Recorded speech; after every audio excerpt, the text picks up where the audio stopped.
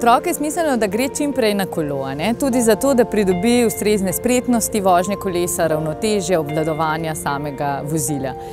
Je pa res, da seveda do 6. leta starosti lahko vozi samo po pešpoteh oziroma dvoriščih, otroških igriščih.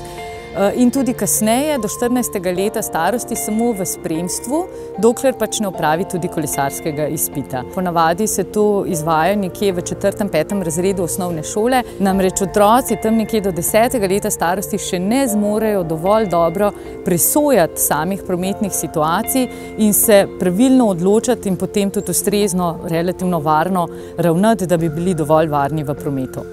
Sami kolesarji lahko s svojim ravnanjem veliko prispevajo za svojo varnost. Že namreč recimo vožnja mimo parkiranih vozil, kjer nas ogrožajo lahko vozniki z odpiranjem vrata, samo upoštevanje pravil vožnje v pravilno smer, torej pogostokrat kolesarji vozijo v napačno smer, v napačni smeri, recimo tudi po kolesarskih stezah, kjer jih vozniki ne pričakujejo.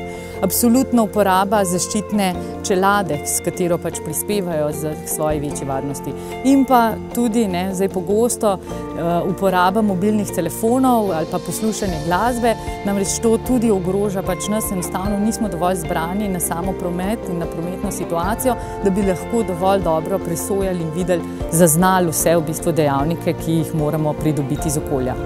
Če danes govorimo predvsem o poškodbah s kolesom, lahko vemo, da so te poškodbe lahko dokaj enostavne, lahko je to en manjši zlom dolge kosti, ki se pod gipsom ali z operacijo zaceli. Kadar pa gre za poškodbo možganov, gre pa pravzaprav za poškodbo živčevja, ki ima sicer do neke mere svojo plastičnost in se lahko popravlja, vendar vemo, da ostajajo večje ali manjše posledice lahko skozi celo življenje. Z drugega vidika pa seveda so najpogosteje kolesarji tudi kot ranljivejši udeleženci žrtev nekih nepravilnih dejanj drugih udeležencev, večinoma voznikov motornih vozil.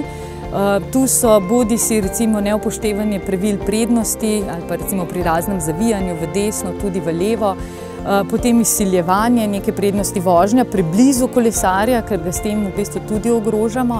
Potem pa seveda tudi neupoštevanje samih pravil, kot so rdeča luč, prehodi za pešce in kolesarje, kjer je potrebno pač biti posebej skrben kot voznik na ranljivejše skupine. Pri tovornih vozilih, pri kombiniranih vozilih je še toliko bolj pomembno, da vozniki se dejansko prepričajo, ali imajo kolesarja morda v mrtvem kotu ali pa tik ob sebi, da mu ne bi vzeli pač prednosti in mu nekako prekoračili njegovo pot vožnje. Kolesarji, preden se bodisi z otrokom, bodisi sami odpravimo na kakršnokoli pot, bodisi vsakodnevno ali pa če gremo rekreativno kolesariti, je potrebno, da imamo seveda ustrezno varno kolo z ustrezno opremo.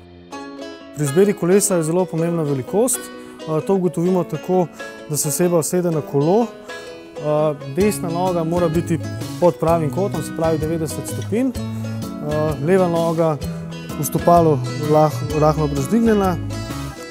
Pomembna je tudi sama drža na kolesu, se pravi, da niso roke preveč stegnjene, kar povzroča mravljince pri daljši vožnji, ali pa roke preveč pokrčene, kar nam nekako ne da manevrskega prostora.